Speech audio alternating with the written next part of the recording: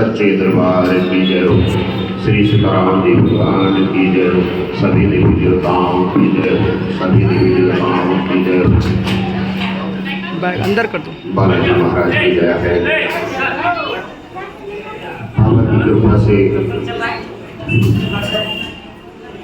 हम सभी उनके चरणों में अपनी अपनी हाजिरी लगा रहे हैं।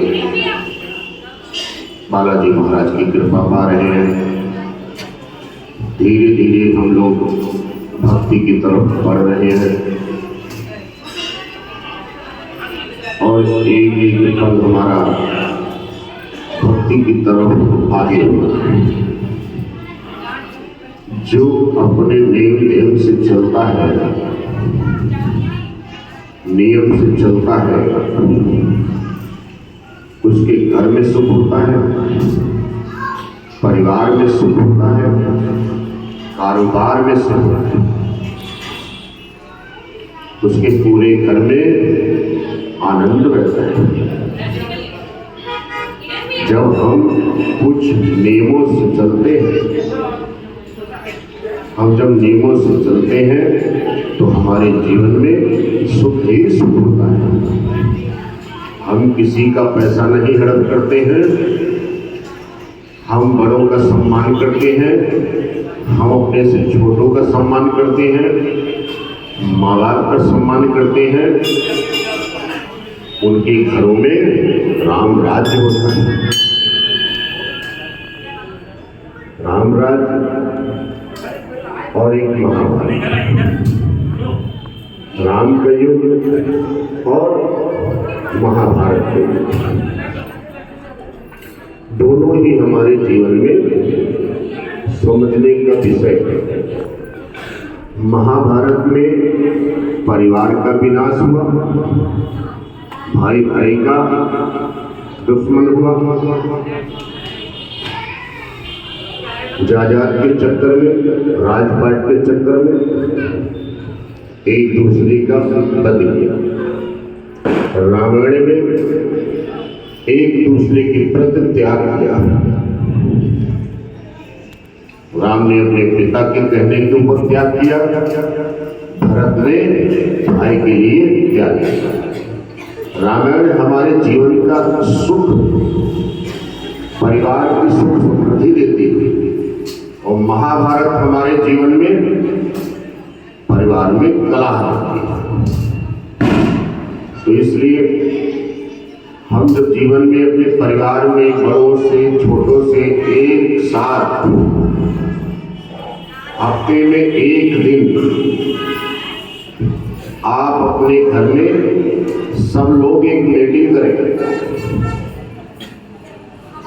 घर में 10 लोग हैं, 10 लोग एक साथ बैठ जाओ, अपने छोटे की बात भी सुनो और अपनी बात भी कहो कि इस महीने में मुझे बड़े भाई से ये तकलीफ हुई, मुझे भाभी से तकलीफ हुई, मुझे माता ने ये कष्ट दिया। उस मीटिंग में आपस में बैठ करके सब लोग सुनो एक दूसरे की बात और एक दूसरे के सवालों का सत्य का न्याय करो। घर की अपनी मीटिंग करो, गलत को गलत साबित करो और सही को सही।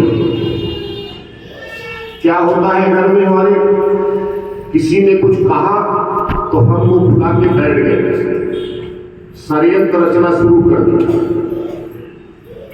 षड्यंत्र नहीं रचना, बैठना है एक साथ, एक दूसरे की बात को समझना है।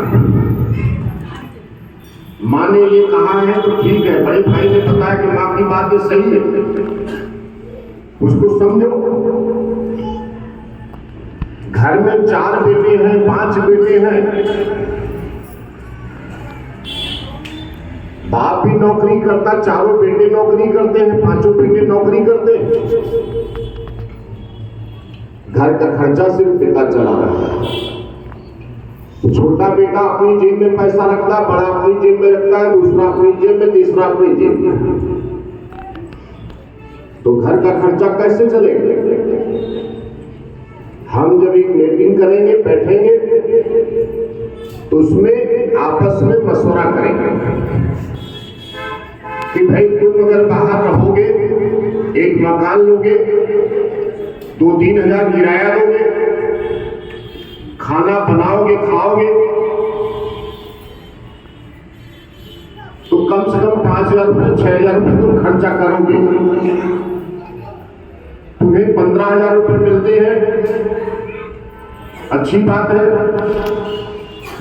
इनको 15,000 मिलते हैं, इनको 10,000 मिलते हैं, इनको 20,000 मिलते हैं। आप सभी लोग पिताजी को 5,000 रुपये देने शुरू कर दीजिए। जब आपने पिताजी को 5 लोग हो 5,000 रुपये देने शुरू किए और पिताजी मिला के 6, यानी 30,000 रुपये घर में आए। जो 30,000 रुपये एक साथ आए तो उसमें राशन कितने का खाओगे आप? बहुत ज्यादा, 15,000। अब 15,000 बच गए, उनको एक अकाउंट में ज्वाइंट में डाल दो। पिता के पास है, बेटे की शादी करनी है, उसमें थोड़ा सहयोग मिल गया। जब पिताजी शादी बच्चे की करने जा रहे हैं, बहन की शादी करने जा रहे हैं, तो आप अपनी तरफ से सहयोग पेश करेंगे कि पिताजी मेरे पास 5 लाख रुपए इकट्ठा कर पाया हूं, सिर्फ